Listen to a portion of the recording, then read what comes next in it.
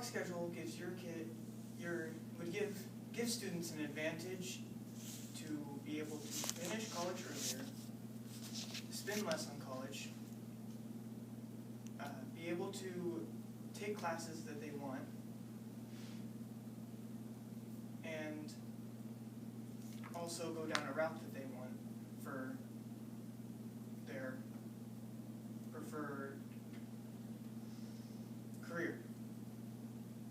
What I'm going to talk to you about is the advantages and the main disadvantage which comes with block scheduling. You get more college credit. Trade school is, you get more of an opportunity to do the stuff that you would do in trade school. And the main disadvantage being money and how that affects it. Again, imagine you're a parent. You'd want your child to be able to go through college quicker and also pay less for it. If your child is going under a block schedule, they can skip up to 1.5 years of college under our schedule. And you being able to skip that also allows you to get more into the career stuff that you will be doing, because you can skip all the math and the English that comes with having to go to college.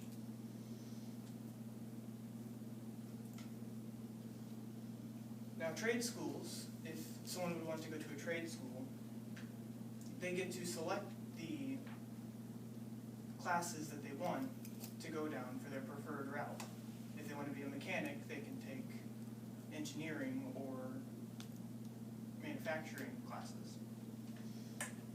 And they will also have a better idea of if they do want to do that, instead of waiting until after high school to go in, spend the money, and then decide that they don't want to do it. A quote that ties this together, and a quote, "But block scheduling offers more choices and more flexibility." Winfield Supervisor Martin Ed said, "It gives students a chance to take 32 courses instead of 28 during their 4 years in high school," he said. That was a quote from Lori Young's newspaper, who is a reporter for the Wichita Eagle. Now, the main problem with block scheduling is the money.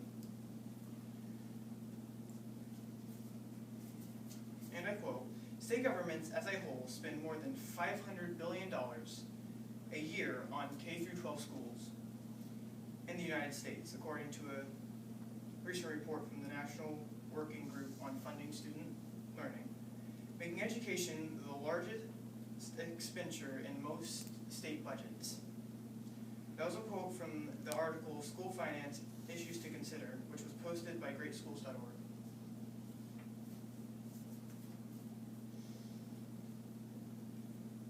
The way to be, most people are against block scheduling because of the money.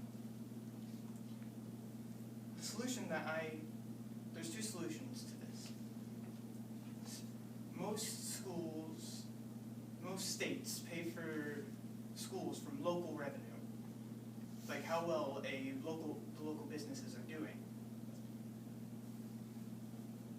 So what I propose is that we start giving more money from state funds based on population of the school, instead of just how well local businesses are doing.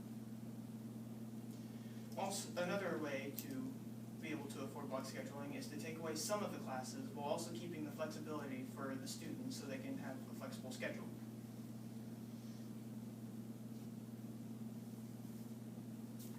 And I quote, "You've got highly segregated rich and poor towns," says Bruce Baker of Rutgers University, who studies how states pay for their public schools.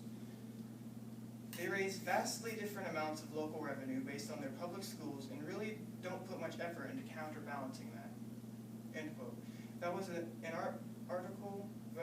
the article "Why American Schools Have Money Problems."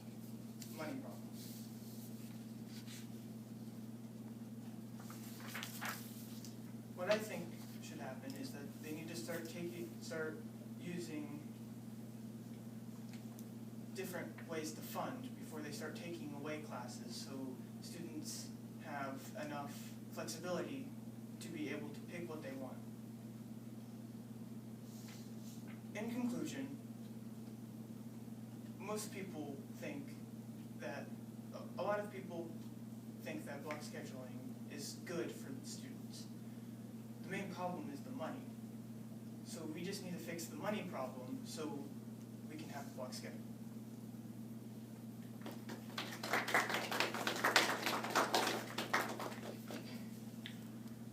In what ways does trade school relate to block scheduling? Like how they can, well, they can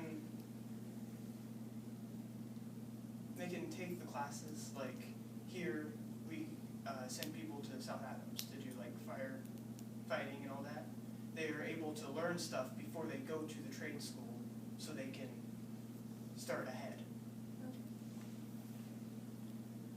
Okay, since Caleb's not here, I'm going to ask a question. Did you interview Mr. Gully or any of our current school board members about the recent vote that they had at one of our school board meetings about getting rid of our own block scheduling here at the school?